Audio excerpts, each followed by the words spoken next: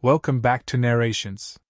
Tonight's story is dark, haunting, and deeply moving, a tale about redemption, regret, and the power to change before it is too late. This is A Christmas Carol, the unforgettable journey of a man whose frozen heart begins to thaw when confronted by the truth of his life. London, 1843. Winter presses heavily on the city, thick fog curling through narrow streets, gas lamps flickering weakly against the icy wind. Snow clings to rooftops and gathers in silent drifts along cobblestones, where horses pull carriages past cold stone buildings and shivering factory workers trudge home with tired steps. Inside a small, dimly lit counting house sits Ebenezer Scrooge, hunched over worn ledgers stained with ink and years of greed. His face is sharp and pale, cheeks sunken, eyes narrow and hard as iron. His lips curl downward in a permanent frown as though joy itself is offensive. Scrooge lives only for money, cold, silent, unforgiving coin, and sees Christmas as nothing more than a waste of time and resources. Across from him works Bob Cratchit, his loyal clerk, bundled tightly in a thin coat, fingers trembling as he writes with stiff, numb hands. Frost forms on the windows, and the tiny fire in the stove sputters weakly, barely warming the room. Bob clears his throat timidly and asks if he may add more coal to the fire. Scrooge snaps sharply, locking the coal box, refusing to waste even a penny more. "You want more warmth?" Scrooge sneers. "Then stop shivering." Bob bows his head, swallowing the hurt, doing his best not to tremble. Moments later, the front door bursts open, spilling warm laughter and bright spirit into the cold office. Fred, Scrooge's cheerful nephew, stands grinning widely, snowflakes sparkling in his hair. He greets Scrooge joyfully, wishing him a heartfelt Merry Christmas, filled with love and celebration. But Scrooge snarls in response. "Bah! Humbug!" Fred, undeterred, invites his uncle to Christmas dinner, reminding him that family still cares. But Scrooge's voice drips with bitterness, rejecting the invitation with scorn. To him, Christmas is foolishness, an excuse for the poor to beg and the rich to waste time instead of earning. As Fred leaves, two kindly gentlemen enter, asking for donations to help the poor and hungry who suffer terribly during the winter season.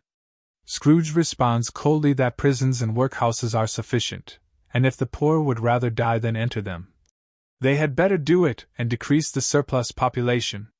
Their faces fall in horror. But Scrooge feels nothing. Finally, evening comes. Bob Cratchit gathers his things quietly, grateful for release from the freezing office.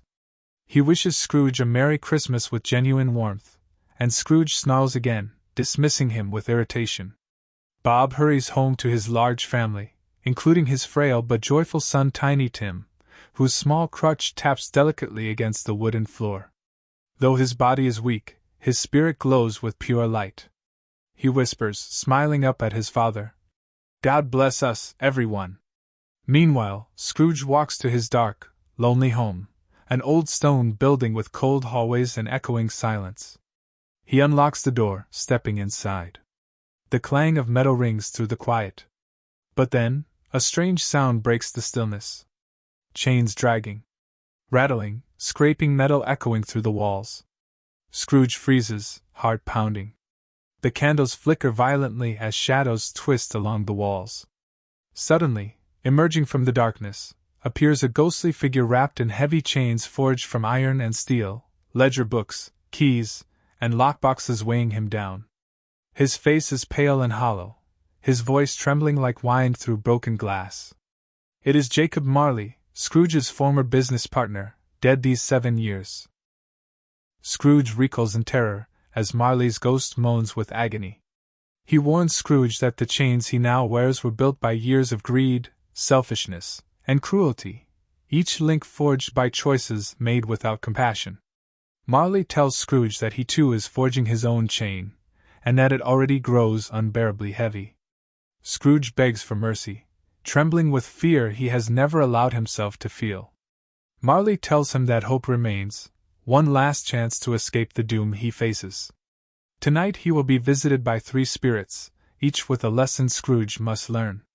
Without their guidance, Scrooge's fate will be worse than Marley's. As the chains tighten, Marley screams, a desperate warning echoing through the dark, before vanishing into a storm of icy wind. Lightning splits the sky. Thunder shakes the walls. Scrooge collapses into his chair, trembling and gasping. He whispers to himself, "It was only a dream, only a nightmare." But the clock begins to strike midnight. The room grows unbearably cold. The light fades until only darkness remains. And then, a glow appears in the shadows. Soft, golden, warm, like the first light of dawn. The ghost of Christmas past emerges from the light, a strange and ethereal figure, neither old nor young, with a voice like wind over snow. The spirit reaches out a hand toward Scrooge. "Rise, and walk with me." Scrooge tries to resist, but the spirit lifts him effortlessly, carrying him through the window, rising above the city into swirling clouds. Scrooge clutches his robe in terror as they soar through time, landing outside a small school building covered in snow. Inside, young children laugh and celebrate the holiday, but one boy sits alone in a cold, empty classroom, staring out the window with silent longing. It is a young Ebenezer Scrooge, sad and forgotten, abandoned by a father who could not love him. The spirit turns to Scrooge, voice soft and unyielding. "You were not always the man you are today." Scrooge watches the lonely child with rising pain, tears burning in his eyes. The memories unfold, moments of joy, then heartbreak, his beloved sister Fan rescuing him from isolation, her death years later shattering his heart, leaving him afraid to love again. He sees Belle, the woman he once loved deeply, slipping away as he chose wealth over affection. He watches himself become a man who traded warmth for walls, love for ledgers, joy for gold. He cries out desperately to the spirit, "No more! I cannot bear it!" But the past is not finished with him yet. The spirit whispers, "These shadows are the truth. They are what shaped you. But they need not define you." The world begins to dissolve into darkness again as Scrooge sobs, reaching out toward the life he lost, a life he abandoned long ago. And the night is far from over. The darkness swallows Scrooge whole, and when he opens his eyes again, he is standing inside his own bedroom, heart pounding, breath shaking. The silence presses heavily around him, but only for a moment. Suddenly, light bursts through the room like sunrise breaking through storm clouds, golden and radiant, warm enough to melt frost. Laughter booms through the air, deep, joyful, echoing with life. Before Scrooge stands the ghost of Christmas present, a towering, magnificent figure draped in green robes trimmed with fur, a wreath of holly atop his head, eyes shining with kindness and knowing. He holds a great torch that spills warmth into every corner of the room, chasing away the cold. "Come," the spirit says, voice rumbling like thunder softened by joy. "Look upon those who celebrate the day." In a flash, the room dissolves, and Scrooge finds himself standing in the middle of bustling London streets on Christmas Day. Snow falls gently, bells ring, church choirs sing, people carry food and presents wrapped bright with ribbons. Strangers laugh together, families gather in armfuls of love, and generosity flows like river water breaking free from ice.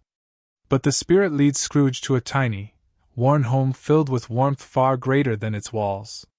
It is the Cratchit household, bursting with life and joy despite poverty. Bob Cratchit arrives home carrying the smallest goose imaginable, yet he beams proudly as if holding a feast for kings. His children race around him, cheering, setting the table with trembling excitement.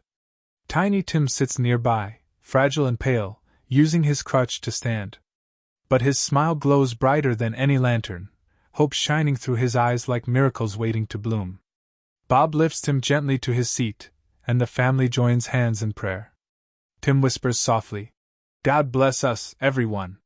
Scrooge watches, eyes burning, realizing the depth of love inside this family, love he has never known. He sees how hard Bob works, how much he sacrifices, how he speaks kindly even of Scrooge, wishing good things for the man who gives him so little. Scrooge's voice cracks as he turns to the spirit. "Tell me, will Tiny Tim live?" The ghost of Christmas present grows solemn, raising his torch to reveal an empty chair by the fire, the little crutch resting alone beside it. Scrooge trembles as dread curls around his heart. If these shadows remain unaltered, the spirit says softly, the child will die. Scrooge collapses against the table, grief tearing into him. A man who never shed a tear now cries openly, begging that Tim be spared. But the spirit looks at him with piercing truth. Will you decide who lives and who dies? Is his life less valuable than yours? Would you still say decrease the surplus population? Scrooge shudders, words choking in his throat. The spirit leads him next to other scenes, poor families celebrating with laughter, miners singing beneath frozen ground, sailors praying together on distant ships, all united by Christmas hope. Scrooge sees joy beyond wealth, warmth beyond gold. But then the spirit begins to age rapidly, shrinking, weakening, his voice fading. 2 starving children emerge from his robes, twisted by neglect, faces desperate and broken. The spirit's voice grows fierce with warning. This boy is ignorance. This girl is want. Beware them both, but most of all, ignorance, for it holds the doom of the world. Before Scrooge can respond, the spirit disappears, sucked into darkness. Silence falls. Fog thickens. Ice grips the air. A tall, hooded figure glides forward, silent as death, cloaked in black shadows that swallow all light. No face, no voice, only an outstretched arm pointing into the void. The ghost of Christmas yet to come. Scrooge's blood runs cold. The spirit does not speak, but Scrooge understands he must follow. They walk through streets that now feel dead cold, colorless. Men laugh harshly over news of someone's death, a man despised so deeply that no one mourns him. Thieves divide stolen belongings from the dead, joking cruelly as they strip blankets, silver, clothing. Scrooge watches in horror. Who is this man they despise? The spirit says nothing. They travel next to the Cratchit home, but the laughter is gone. The house is quiet, suffocating with grief. Tiny Tim's chair sits empty. Bob Cratchit stands with tears streaming silently down his face, his voice breaking as he speaks of how they loved him, how sweet he was, and how they will never forget him. Scrooge breaks into sobs, falling to his knees. No! Spirit, please, say he will live! Tell me there is hope! Still the spirit does not speak. Finally, they arrive at a lonely graveyard, cold wind howling through crooked headstones. The hooded figure points to a dark stone. Scrooge trembles violently. Before I look, he pleads, collapsing in the snow. Answer me this. Are these the shadows of things that will be, or only the shadows of what may be? If I change, if I become another man, will this future be erased? No answer. With shaking hands, Scrooge brushes snow from the gravestone, and sees his own name carved deep into stone.